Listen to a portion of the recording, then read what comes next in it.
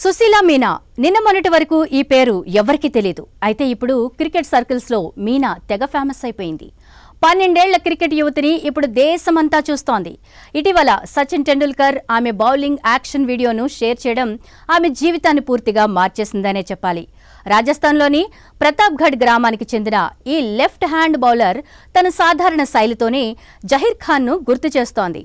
ఈ వీడియో ద్వారా వైరల్ అయిన మీనాపై క్రికెట్ ప్రపంచం కళ్లు పడ్డాయి. రాజస్థాన్ క్రీడా మంత్రి రాజ్యవర్ధన్ రాథోడ్ కూడా ఆమె టాలెంట్ను మెచ్చుకుని నెట్స్లో ఆమె బౌలింగ్ని ఎదుర్కొనే ప్రయత్నం చేశారు.